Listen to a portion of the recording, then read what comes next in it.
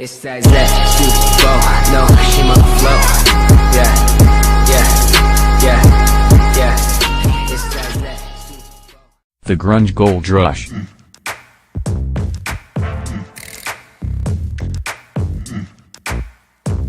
On the most humiliating day of Jawbox's career, guitarist Bill Barbot was wearing a colorfully striped cotton t-shirt, white Calvin Klein jeans and Persol sunglasses and standing in a suburban New Jersey grocery store. Underneath orange and purple balloons and a hand-printed juicy cubed beef 59 cents pound sign, he held his guitar in the air, poised to smash it into a cart full of junk food.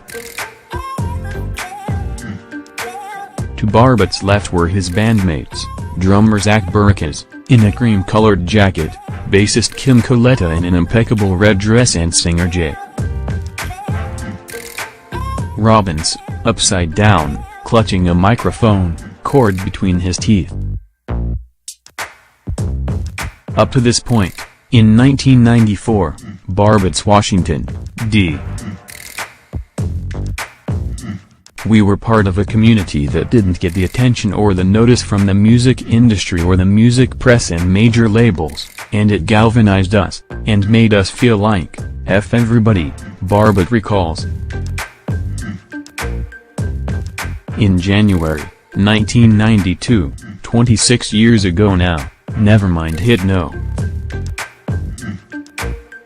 1 on the Billboard album charts, displacing Michael Jackson's Dangerous, an event that fundamentally restructured the record business in ways still visible to the naked eye. Would we have 5 seconds of summer without Kurt and Co.? Every major record label suddenly needed its own Nirvana, and had plenty of cash to find one. The Grunge Gold Rush was a unique 3-year period, from roughly 1992 to 1995, when roaring, anti-everything bands such as Butthole Surfers, Fetus and Nguyen had benefactors who paid them hundreds of thousands, even millions, for doing what they'd always done. Swept up in the record industry's net during this time were lasting rock superstars, Pearl Jam, Stone Temple Pilots, Tool, and commercial flops that never had any business being close to a major label, Cell, Quicksand, Steel Pole Bathtub, Jawbox. You could make up a band, and make up a quote about them, that Kurt Cobain said. The Melvins were the greatest example.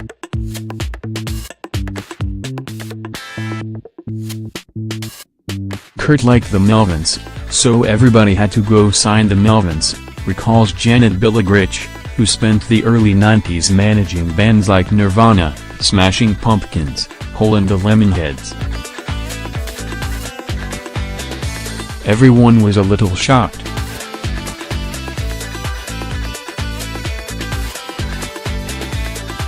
Everything got really easy because it was this economy. Nirvana became an economy. This new, grunge-centric economy instantly destroyed the careers of hair metal stars, from Poison to Bon Jovi. I remember distinctly watching one A&R woman hiding in an office because Bullet Boys showed up and she wanted to drop them, and this was a band that, 1 or 2 years earlier, was selling a ton of records, recalls Larry Hardy, founder of indie label In the Red and a talent scout for major label Warner Brothers. During the period,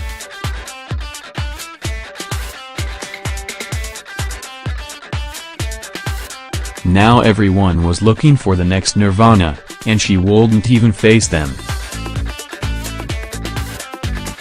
Polydor Records' Joe Bosso, a metal expert who had been a contributing editor to Guitar World, immediately subscribed to Maximum Rock and Roll, a venerable, and still publishing, punk rock magazine. Bosso, an A&R scout, stopped paying attention to influential metal managers and lawyers who were shopping something kind of tired and emphasized grimy punk clubs like Brownies and CBGB in New York. We started looking for bands with one-word titles, like Truck Driver, he recalls. Mike Gitter, a punk rock specialist who was starting out as an A&R man for major label Atlantic Records, home of hair metal veterans White Lion, Rat and Mr. Big, had been friendly with Jawbox singer Robbins and started hanging around the band's shows and, in 1993, offered up a record deal. With the help of an attorney and a Chicago concert promoter they knew, Jawbox negotiated a $100,000 advance to make its Atlantic debut, For Your Own Special Sweetheart, which everybody hoped would make them stars.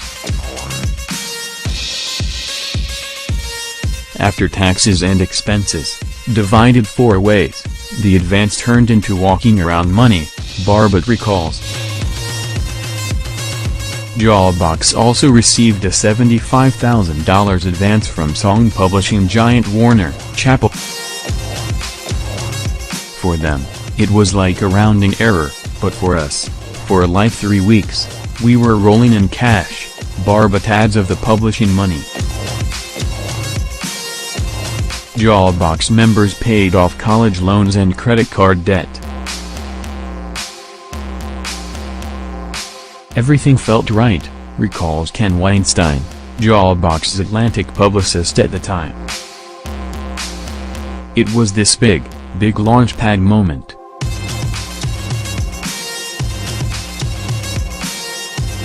As part of the launchpad, Weinstein signed off on the Juicy Cube Beef shoot for Details magazine at an abandoned grocery store in Secaucus, New Jersey, with celebrity photographer David LaChapelle. Jawbox felt weird about the opportunity, but trusted Weinstein and agreed. The band left New York City in an RV at 9 p.m., more anxious and grumpy than usual because they were set to tour Europe the following day. New York area traffic put them on the road for 2 hours, and when they arrived, they waited for 4 or 5 more hours as LaChapelle and his team prepped the store. A bazillion people were on hand, Barbot recalls, including camera and lighting techs and extras, the big-haired drag queen who portrayed a suburban shopper, a stoner dude cradling a salami. Robbins was so despondent about betraying his punk principles for a glossy photo shoot that he spent all of his downtime in a bar down the block. Despite the big-time publicity, 1994's For Your Own Special Sweetheart, while hailed by critics, sold just 100,000 copies, a devastating flop in those days, but enough to debut at No. 1 in today's sales-depleted world.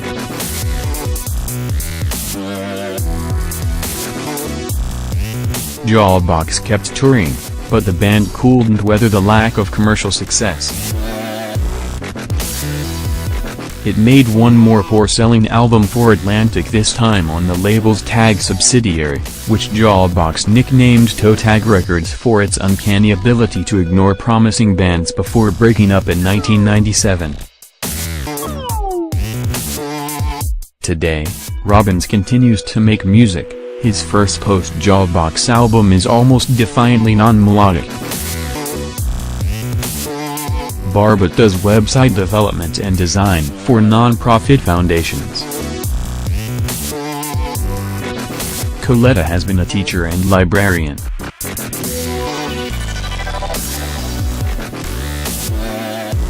Barocas went to film school and became a writer, director and musician. We had the chance to grab the brass ring, Barbot says today, and we missed. The search for the next Nirvana was similar to the time when record men in suits chased psychedelic rock bands in the wake of the Grateful Dead in the late 60s, or when A&R scouts traveled the world for post-My Sharona bands with skinny ties in the late 70s. The difference between this era and those of Dark Star and My Sharona was that major labels were richer than ever, thanks to the combination of endlessly booming CD sales, MTV and revenue-generating pop megastars such as Michael Jackson and Whitney Houston. In 1992, the year Nevermind broke, total record sales increased to nearly 900 million and a value of more than $9 billion, according to the Recording Industry Association of America. Hip-hop's lengthy blink period began around the same time, thanks to labels' fat marketing budgets, MTV and, most importantly, exciting new talent such as Tupac, Dr. Dre and Snoop Doggy Dogg.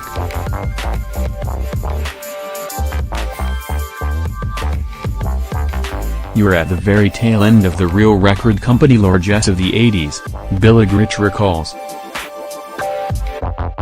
You could still get, like, $10,000 in cash to take the band to Vegas, and somehow that was promotion. There was a lot of money thrown around. It was unbelievable. Adds Atlantic Skitter, there were people helping to pay artists' rent. Every major label sent platoons of A&R scouts all over the world, armed with yearly expense budgets of up to $100,000 to wine and dine every halfway decent, or sometimes not decent at all, band in flannel shirts making dissonant guitar noise. Dave Katznelson, a Warner Brothers.